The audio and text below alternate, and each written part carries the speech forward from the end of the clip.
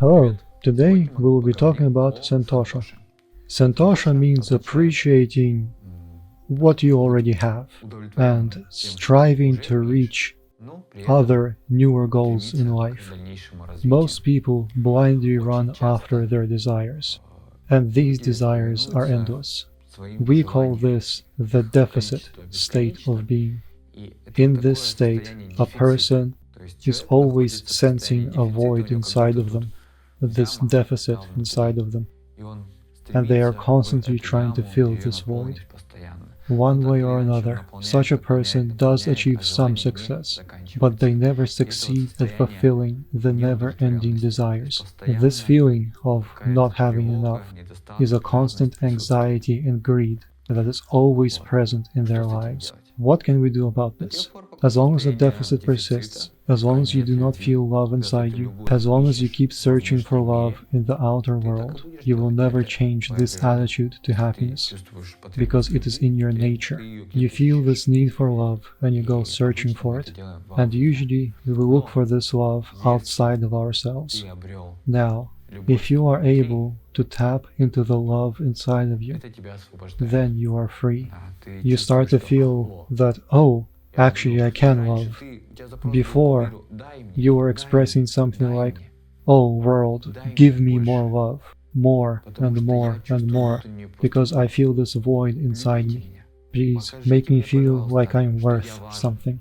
In other words, you are looking for confirmation from the external world that you are good and worthy. You want to be praised by others. You are always anxious about being liked by others. You feel that you are not given your due, and you start thinking, this is not enough, this is not enough, I need more. But if you turn the situation upside down and look for love to come from within, then you will have a hill of love instead of a void of it. And then the opposite happens. You no longer have a deficit, but a surplus of love. And your relationship with the world begins to transform. I feel deep gratitude and love towards the world. I want to be a part of this world, and I want to share my love with it. This is the state of Santosha. Now, it is important that we should start practicing Santosha gradually. You cannot jump into abundance straight from deficit. But you can, for instance, start by practicing gratitude. You can start to focus on certain things and start being grateful to the world for them. Thank you for this, and for this, and for this, and for this, and for this. You thank the world around you, and then you feel that the universe has given you so much. At more advanced levels of practicing Santosha, you can start thanking the universe, not only for the pleasant, but also for your discomforts. For example, when you get sick, you can say, this is actually an important lesson, that this is something I have to go through to learn something important, and so on. So, this state of Santosha, it is this state of inner peace that is filled with this wholeness and corresponds to our conscience.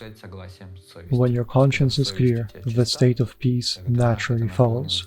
You cannot simulate this. You cannot say, oh, I am filled with peace now I can relax and do nothing. Sooner or later, your conscience will put you on the right path. That is why the state of calm and peace does not mean that you are not doing anything. The state of peace means living in harmony with yourself and the world.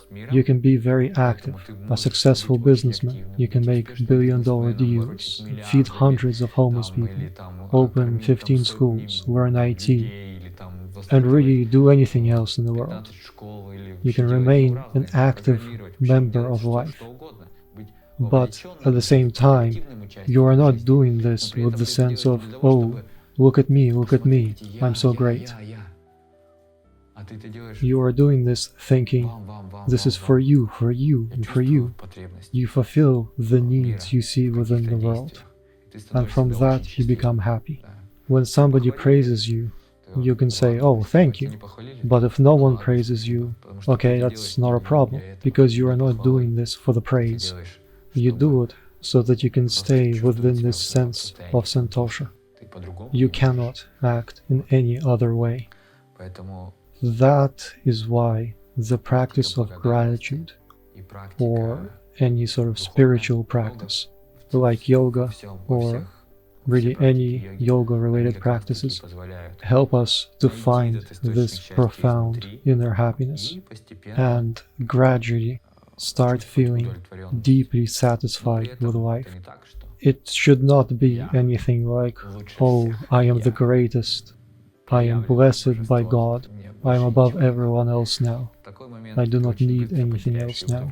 In this moment, you will quickly lose all satisfaction. You will feel that people are not giving you enough respect, as if they are not showing proper reverence to your holy self. In other words, you will quickly lose your peace of mind. Inner peace is really a result of a sincere and deep connection to your own inner self.